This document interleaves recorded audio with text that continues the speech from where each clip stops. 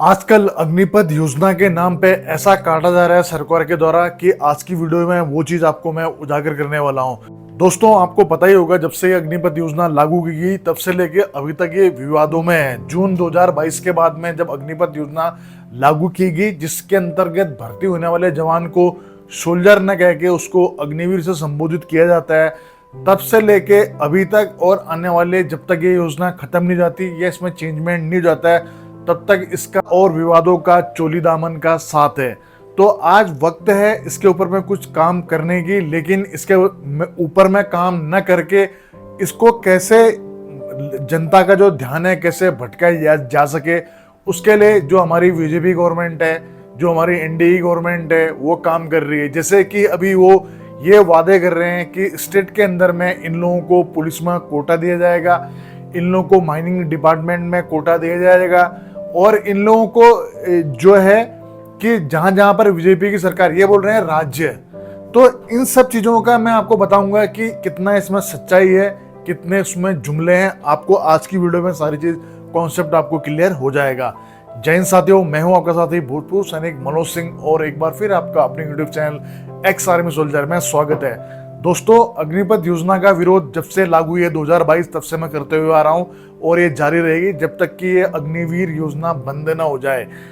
और सरकार के प्रत्येक जुमले को क्लेरिफाई करने की कोशिश भी करूंगा, जिससे कि आपका डाउट्स भी मिटता रहे, और प्लस इस आंदोलन में जितनी तेजी आए ताकि आप लोग भी अपने स्टेट के जो भी आपके यहाँ के एमपीज होते हैं, एमएलएज होते हैं, उनके ऊपर में दबाव बना सकें कि आप लोग हमारे यहाँ वोट मांगने तब आइए जब आप हमारे लिए अग्निपथ योजना खत्म कर देंगे। हालांकि सरकार ने अभी तक कहाँ 400 पार के नारे से लेके 240 तक में आ गए, अब भी उनकी अकल ठिकाने नहीं आई है। लग रहा है कि ये महाराष्ट्र बिहार चुनाव हार के ही इनको समझ में आएगा कि भैया हमने कितनी देर कर दी। लेकिन इनके समझ में आने तक बहुत सारे युवा साथी हमारे ऐसे होंगे जो अपनी एज से जा चुके होंगे। तो वक्त रहते हुए सरकार को अभी भी अपने इस फैसले पर पुनर्विचार करके इस योजना को रोल बैक कर देना चाहिए। चलिए अब लेते हैं इनकी बात कि इनकी जो घोषणाएं हैं, इनकी बातें हैं, उनमें कितना दम है। आपको पता ही होगा, आज ही हरियाणा के मुख्यमंत्री सैनी साहब ने भी ये घोषणा कर दी है कि हम अग्निवीरों को स्टेट में जब रिटायरमेंट हो गए आएंगे 10% का आरक्षण, साथ ही इनको स्टेट पुलिस और इनको हम माइनिंग डिपार्टमेंट में डालेंगे।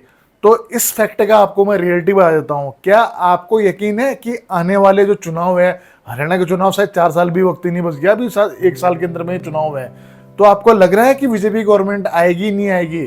जब आपको खुद ही नहीं पता है कि वहां पर बीजेपी गवर्नमेंट आएगी नहीं आएगी, तो आप कैसे अपेक्षा रख सकते हैं कि आने वाली सरकार आपके वही फैसलों को रखेगी या उन्हीं के साथ में आगे बढ़ेगी? क्योंकि आपको पता ही है कि राजस्थान की बात करूं, यहाँ इतने शानदार लोग लुभावने घोषणाएं की गई थी, लेकिन सरकार चेंज हो गई। सरकार चेंज हो गई तो उनकी घोषणा उनके साथ ही चली गई। तो हर कोई सरकार अपने ढंग से अपनी योजनाएं चलाती है। तो इस बात का कैसे यकीन करें कि आपकी बोली हुई बात में सत्यता है, या उस पर आज विचार करेंगे, या अगर आपकी सरकार नहीं आई तो दूसरी जो सरकार आएगी वो भी ऐसा ही इसको फॉलो करेगी? इसकी इस बात की क्या गारंटी है? कोई गारंटी नहीं है। अब दूसरी, ये तो होगी राज्य की बात, क्योंकि राज्य में ये सिर्फ वही लोग कर सकते हैं जहां पर बीजेपी की गवर्नमेंट है। जहां पर बीजेपी की गवर्नमेंट नहीं है वहां वो लोग क्यों मानेंगे? अब आ जाते हैं पैरामिलिट्री की। पैरामिलिट्री का जरूर बोल सकते हैं कि पैरामिलिट्री में बोला गया है कि अग्निवीरों को 10% का जो कोटा है वो उनके लिए रिजर्व रखा जाएगा।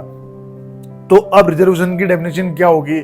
क्या पहले से चले आ रहे रिजर्वेशन में 10% और बढ़ गया तो उसमें जनरल वाले कहाँ जाएंगे? दूसरा, जो बंदा फौज के लिए ही तैयारी कर रहा हो, जिसको प्यारी ऑलिव ग्रीन ड्रेस से हो, अगर उसको ऑलिव ग्रीन ड्रेस ही पहनना हो तो भाई वो क्यों खाकी में जाएगा? चलिए, अब कहीं ना कहीं उसके मन में अंदर में ये भी आ गया, चलो यहाँ नहीं तो यहीं सही। तो क्या इस बात की गारंटी है कि जो अग्निवीर आया है वो 100% उसकी प्लेसमेंट हो ही जाएगी सीआईएसएफ में, सीआरपीएफ में, बीएसएफ में? तो इस चीज की कोई गारंटी है? नहीं, इस चीज की भी कोई गारंटी नहीं है, क्योंकि एक्स-सर्विसमैन कोटा होता है। जब वो कोटा वो फुल नहीं भरा जा रहा, तो आप कैसे यकीन कर सकते हैं कि जो आप कोटे की घोषणा कर रहे हैं वो पूरी रिक्तियां उसमें भरी जाएं?